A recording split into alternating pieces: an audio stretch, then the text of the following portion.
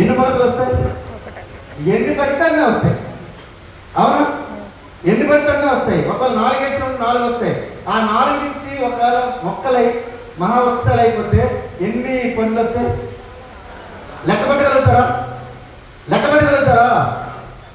ఇప్పుడు నా బిజినెస్ కూడా నేనేం చేసిన అనుకున్నంటే, ఇక్కడ నిలబడినా 2018 ఆగస్టు 3వ తారీఖున ఏం చేసినట్టు, నేను ఇట్లా చదువుతాను కదా పొలంలో, ఎత్తున చల్లుకొని ఇట్లా చల్లుకొని ఇట్లా చూసిన శ్రీనివాస వడ్డేమని 10 లక్షలు, ఇట్లా చూసిన సంజయ్ 5.5 లక్షలు. అబ్బో టకా టకా టకా టకా ఇలా చూస్తే ఈరోజు లక్షల రూపాయలు ఇన్కమ్ తీసుకున్నారు కొల్లలు ఉన్నారు. అలా వెస్టిజ్లో ఈరోజు 7,000 మంది ఉన్నారు. ఇందులో మీకు మర్చిపోయి మారేడుగా చేయాల్సిన ఏం అవసరం లేదు. ఇక్కడ మన రాజుగారు ఏమి మీకు రాజస్థాన్ ఒకసారి గట్టి బిగ్రౌండ్ ఆఫ్ క్లాస్ వాళ్ళందరూ చేపల వ్యాపారం చేస్తారు. ఆయన ఒక 10-20 జాబ్ చేస్తాడు. ఈరోజు ఆల్మోస్ట్ నియర్లీ 1 lakh ఇన్కమ్ సంపాదిస్తున్నాడు. ఒక మంచి కార్ తీసుకున్నాడు. వండర్ఫుల్ లైఫ్ అనేది మెయింటైన్ చేస్తున్నాడు. ఒకసారి ఆలోచించండి. నేను చెప్తున్నా, గవర్నమెంట్ జాబ్ వచ్చిందనుకో చెప్పి ఇట్లా ఎగరేసుకుని కూర్చున్నట్టు ఇట్లా ఈ పైకి ఇది కూడా ఉండేది కాదు. ఎందుకంటే ఎగరేసుకున్నాడంటే గవర్నమెంట్ జాబ్ అని 2 సంవత్సరాల తర్వాత అర్థమైంది. జాబ్ తప్ప ఏమి చేయలేమనే విషయం నాకు అర్థమైంది. ఏమైనా అనుకున్నంటే నేను పోలీసు, ఏమైనా నేను కానిస్టేబుల్, ఏమైనా నేను ఎస్ఐ, ఏమంటే నేను సిఐ, ఏమైనా నేను ఏసీపీ. వాళ్ళు కూడా నేను చెప్తాను, చాలామంది ఐపీఎస్ని ఐఏఎస్ దగ్గరగా చూశాను. వాళ్ళు ఒకవేళ బల్ల కింద చేయి పెట్టకపోతే వాళ్ళ పరిస్థితి ఏంటంటే హోమ్ లోన్ కూడా లోన్ తీసుకొని వాళ్ళు కట్టుకోవాల్సిందే. ఎందుకు అనుకున్నంటే డైరెక్ట్ ఐపీఎస్ ఆఫీసర్కి రిక్రూట్మెంట్కి 58,000 శాలరీ ఇస్తుంది. 58,000 ఐఏఎస్ ఐపీఎస్కి ఇస్తుంది. నువ్వు చెప్పు, ఇప్పుడు నేను మొన్న కొన్న ఇల్లు 2.5 కోట్లు 4 సంవత్సరాలు అవుతుంది. మన ఊర్లో కట్టిస్తాను 3 అంతస్తులు. విజయవాడలో 2 గజాలు తక్కువ ఒక 400 గజాల స్థలం కొట్టున్నా. ఆల్మోస్ట్ నాకు తెలిసి ఈ సంవత్సరం 10 ప్రాపర్టీస్ 6 ప్రాపర్టీస్ కొనేసినాం. 6 ప్రాపర్టీస్ కూడా అన్ని కోట్ల రూపాయలువే, ఒక్కటి కూడా కాదు. నేను బాగా రిలాక్స్ అవుతామని చెప్పి అరకులోకి వెళ్ళి ఒక ఏం కొన్నాను అనుకున్నాను, 250 గజాల స్థలం కొన్నా. నేను ఉండడానికైనా ఒక 250 గజాల స్థలం కొంటే మా వాళ్ళు అన్నారు, ఇక్కడ కాదు మళ్ళీ నువ్వు పక్కనే భోగాపురం ఎయిర్పోర్ట్ వస్తుంది వైజాగ్లో, అక్కడ కూడా ఇల్లు కావాలంటే అక్కడ స్థలము ఇప్పుడు ప్లాన్ చేస్తున్నాను. విజయవాడలో ఆల్రెడీ నాకు 3 ఇళ్ళు ఉన్నాయి. మళ్ళీ వైజాగ్లో ఇల్లు, విజయవాడలోకి ఇల్లు, మళ్ళీ ఇక్కడ మన కేసీఆర్ గారు తిరుగుతారు కదా, అలాంటి ఫామ్ హౌస్ కూడా ప్లాన్ చేస్తున్నాను. నేను ఏది కాదు, నేను అంటే పొలిటీషియన్ కాదు. నాకు ఎవరు, నేను చెప్తున్నా కదా, నాకు వెనకాల ఎవరు లేరు, కార్యకర్తలు ఎవరైతే లేరు. నా దగ్గర ఒకటే ఒక్కరు ఉన్నదంతా ఒకరే. వెనకాల ముందు చుట్టుపక్కల అందరూ ఉండేటోళ్ళు ఎవరంటే ఒక్కటే వెస్టీజ్. నేను అనుకోవచ్చు సార్ అలాగని చెప్పి నాకు 50-60 సంవత్సరాల వయసు కాదు, 37 సంవత్సరాలు. అక్కడక్కడ కళ్ళకు వచ్చి కొద్దిగా రంగు వేసుకున్నాడు అంతే. అర్థమైందా? అక్కడక్కడ తెల్లగొచ్చింది. 60 సంవత్సరాలు దాటిన తర్వాత కూడా చాలా మంది మా దోస్తులు, చాలా మంది ఆఫీసర్లు చూసినాం ఇంకా కష్టపడుతుండ్రు. మీకు కనుక క్లారిటీ కావాలంటే ఒక 5 సంవత్సరాలు నాతో పాటు నడవడానికి రెడీ ఉంటే మీకు కూడా ఇట్లాంటి లైఫ్ స్టైల్ వస్తుంది. ఇవన్నీ నిజమే. కావాలంటే బెంచ్ నేను తీసుకొని వచ్చే బెంచ్ చెక్ చేయండి. ఆ బెంచ్ కూడా ఈరోజు 74 లక్షలు ఇప్పుడు కట్టినాను నేను. 74 లక్షలు. ఒకసారి ఆలోచించండి, ఒక కానిస్టేబుల్ బెంచ్ నడపడం సాధ్యమేనా? సాధ్యమా? ఒక 4 కోట్ల ఇల్లు ఉండగలిగే సాధ్యమా? మీరు అనుకోవచ్చు సార్ మొన్ననే వీఆర్ఓ పట్టుకున్నారు 120 కోట్ల ఆస్తి దొరికిందంటే వాడు అట్లా చెంచులు కూడా చెల్లపల్లి గురించి నేను మాట్లాడట్లేదు. లీగల్గా ఎథికల్గా ఎవరైతే డబ్బులు సంపాదిస్తుందో వాళ్ళకి నేను మెయిన్ ఎస్పెషల్లీ బిజినెస్ ఎంచుకోవడానికి కూడా కారణం ఒకటే అండి.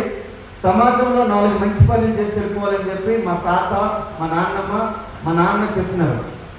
మంచి పనులు అనుకున్నంటే నేను అంబానీ, రతన్ టాటా లెక్క వాళ్ళ లెక్క నేను కంపెనీని సృష్టించి నేను ఒక్కడిని కోటిస్తున్నాను నేను అనుకోలేదు.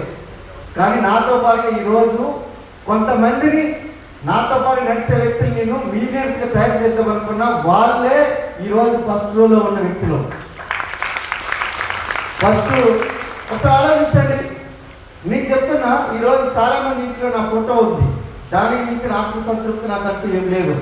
ఎందుకు అనుకున్నట్టే ఈరోజు గౌతమ్ బాలేసరికి ఆయన యొక్క ఉద్దేశం ఏంటనుకున్నట్టే ఈయన మన ఇండియాలో ఉండేది పేద మధ్యతరగతి. 80% మంది ఇదే పీపుల్ ఉంటారు. ఈ 80% మంది వాళ్ళకి కరోడ్పతులు కావాలంటే వాళ్ళు ఖచ్చితంగా కోట్ల రూపాయలు ఇన్వెస్ట్ చేసి బిజినెస్ చేయాలని కాదు. కానీ మీ దగ్గర ఉండే ఒకే ఒక్క అవకాశము, అది డైరెక్ట్ సెల్లింగ్ ఇండస్ట్రీ అనుకో చెప్పుకోవడానికి ఒకే ఒక్క ఇండస్ట్రీ క్రియేట్ చేసింది మన భారత ప్రభుత్వం. సో అందుకే ఈరోజు అందరూ మనకి ఈరోజు నాకు సుమారుగా నాకు తెలిసి 7,000 మంది మన వెస్ట్ నుంచి లక్షాధికారులు అయినారు. బాగుందా? కొట్టదు, చప్పట్లు కొట్టదు. 12,000 మంది కాల్ తీసుకున్నారు. బాగుందా? కానీ నేను చెప్పేది ఏంటంటే 2030 నాటికల్లా నాకు తెలిసి 60,000 మంది కరోడ్పతులు కాబోతున్నారు వెస్టీజ్ ద్వారా. నేను చెప్తున్నా, ప్రతి దానికి కూడా ప్రతి 2,000 రూపాయలకి నేను ఈఎంఐ పెట్టుకునేటోడిని.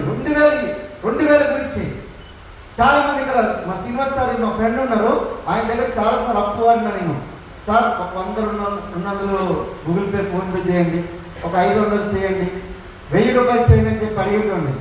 ఎందుకు అనుకునంటే ఈ జాబ్ అనేది ఏదైతే ఉందో అది ఎప్పుడు ఇంకా మనం దాని నుంచి మనం జాబ్లో జీతం వస్తుంది కానీ జీవితం అయితే రాదు ఫ్రెండ్స్. ఎందుకు అనుకునంటే మేము చూసినాం, కష్టపడినాం. తర్వాత తీరా చూసేసరికల్లా మా బ్యాచ్ 35 మంది చచ్చిపోయినారు. రోడ్డు మీద వాళ్ళ ఫ్యామిలీలు ఉన్నారు, కానీ ఈ రోజు వరకు వాళ్ళకి నయ్య పైసలు కూడా రాలేదు, ఎక్స్ట్రా రాలేదు. మీరు అనుకోవచ్చు సార్ చచ్చిపోయినారు కదా జాబ్లు ఇచ్చేస్తారు అనుకునంటే అది ప్రత్యేకమైన కేసు తప్ప ఇవ్వరు. నేను ఇక్కడ గుర్తుపెట్టుకోండి, మీకు ఎవరైతే ఈ అవకాశం చెప్పారో ఇందులో ఏమీ లేదు. బయట ఎక్కడ కిరాణా షాపులో కూడా ఇక్కడ కొనండి, ఇదే విషయం ఎలా చెప్పండి. ఇది ఎంతమంది కష్టం?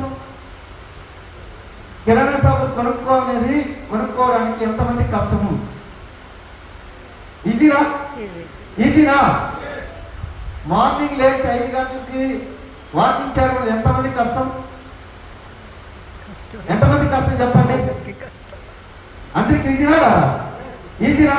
కొన్ని కాకరకాయలు చూస్తారంటే మంచిదని ఎంతమందికి, చాలా మంచిదని చెప్పి ఎంతమంది తెలుసు కదా? సరే, ఈ రోజు కాకరకాయ చూస్తారు ఎంతమంది నాకు చేతులు లేపండి.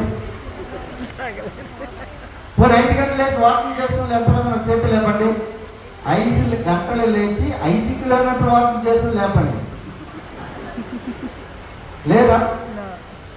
చెప్తాను కదా, మంచి అందరికీ తెలుసు బిజినెస్ చేస్తే డబ్బులు వస్తాయని చెప్పి ఈ బుడ్డోడికి అయినా తెలుస్తుంది. ఇక్కడ ఉన్నాడు మా బుడ్డోడు, విధురాచారం ఉన్నాడు. ఎంత బుడ్డోడు, 2 సంవత్సరాల పిల్లడికి అడిగినా మా డాడీ బిజినెస్ చేస్తాడు, కోట్లు సంపాదిస్తాడు తెలుసు. మా బాబుకి కూడా తెలుసు, 9th క్లాస్ డాడీకి కూడా డబ్బులు సంపాదించి తెలుసు.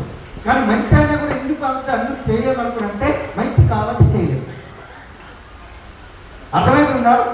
నేను ఈరోజు కరెంట్ పైకి బెంచ్ కారు అందరికీ పురుషోత్తం బెంచ్ కారు అందరికీ కావాలి, కానీ బెంచ్ కారు నడపాలంటే అది సర్వీసింగ్ ఇవ్వాలంటే 1.5 లక్షలు అవుతుంది. ఏదో ఎలక్ట్రానిక్ ఏదో కొరికేసిందని 3 లక్షలు అవుతుంది. వాటర్ సర్వీసింగ్ చేయాలంటే 28,000 అవుతుంది. అది మధ్యలో ఆ బెంచ్ పెట్టాలంటే మినిమం 3 నుంచి 5 కోట్లు ఇల్లు కొనుక్కోవాలి. ఆ 2 ఉన్నాయంటే ఒక 5 నుంచి 10 కేజీలు బంగారం కొనాలి. ఇవి ఉన్నాయంటే ఒక 100 ఎకరాల భూమి ఉండాలి. ఇవన్నీ కష్టం కదా. అందుకే ఇవన్నీ మంచి పనులు. ఏంలే, నేను పొద్దున్నంతా రాత్రి వరకు వస్తాయి, 365 రోజులు కష్టపడతా, నాకు జీతం ఇచ్చేయండి, అదే చాలు. కానీ ఒకరోజు అది దాని నుంచి బయటపడలేక అక్కడే కొట్టుమిట్టాడుకొని గిలగిలగిల కొట్టుకున్నప్పుడు బయటకు వస్తాం అంటాం. ఏమైనా మీ ఆవిడకి అడుగుతావు, మీ ఆవిడ ఎక్కడైనా షాపింగ్ తీసుకునేప్పుడు ఉంటుంది, ఏమైనా కొందాం అనుకున్నంటే సరే కొందాం అంటారు. గోల్డ్ షాప్ తీసుకెళ్ళామనుకో, గోల్డ్ కొనద్దు, నువ్వే గోల్డ్, నీకెందుకు గోల్డ్. ఇదే ముక్క నేను 14 సంవత్సరాలు మా మిస్సెస్ వాడి ఆమె అడగడమే మానేసింది. అర్థమవుతుందా? సో వ్యాపార అవకాశం మీ దగ్గరికి వచ్చిందంటే మనకు సముద్రం నీళ్ళు కూడా మన కాళ్ళ దగ్గరికి వస్తాయి. మనం ఈజీగా తీసుకున్నామా, ఈజీ ఉంటుంది. కానీ కెరటం వచ్చి తిరిగి కొట్టేది అనుకో, తిప్పి కొడితే నేను చెప్తాను, కళ్ళతో చూస్తున్నాను. మా సొంత అన్న చనిపోయాడు, మా సొంత అన్నయ్య పెదనాన్న కొడితే ఆయనకి ఇలా తిప్పి కొడితే ఒక కెరటమే, సునామీ అక్కర్లేదు, కెరటం కొడితే చనిపోయాడు. అట్లనే వ్యాపార అవకాశం కూడా మీకు ఒక పక్షి లాంటిది. ఒక దగ్గర ఎప్పుడు ఉండదు, మీ దగ్గరికి వచ్చింది అనుకుంటే అది మీ అదృష్టం. రాలేదు అనుకున్నా మీ అదృష్టమే. ఎందుకంటే కొద్ది రోజులు మీరు ఒక మంచి జీవితాన్ని కాకుండా ఒక దుర్భరమైన జీవితాన్ని అలాగే బతకాలని అనుకుంటున్నాను. ఎందుకంటే నేను ఆల్మోస్ట్ నాకు 14 సంవత్సరాలు డిపార్ట్మెంట్లో ఉద్యోగులు ఉన్నప్పుడు కూడా సింగిల్ రూమ్లో ఉండేటండి. ఎవరైనా మా ఫ్రెండ్స్ వస్తే వచ్చే రాణించడం కాదు, ఎవరైనా ఛాయ్ అడిగినా నేను వాళ్ళకి రాణించడం కాదు. ఎందుకు ఇవన్నీ ఎందుకు మీకు చెప్తున్నాను అంటే ఇక్కడ చాలా మంది మన అక్క చెల్లెలు కానీ అన్నదమ్ములు కానీ లేకపోతే పెద్దవాళ్ళు కానీ ఒక లైఫ్ స్టైల్ అనేది ఇక్కడ ఎవరైతే చూపించారో వాళ్ళందరికీ కూడా క్లారిటీ ఉంది. Clarity precedes success. మీకు ఎవరైతే క్లారిటీ ఉంటుందో 5 సంవత్సరాల తర్వాత నా లైఫ్ స్టైల్ ఎట్లా ఉంటుంది అని మీరు డిసైడ్ అయిపోతే ఈ బిజినెస్ మీకు కావాలి. లేదు సార్ అంటే నాకు మీకు కాదు ఇది.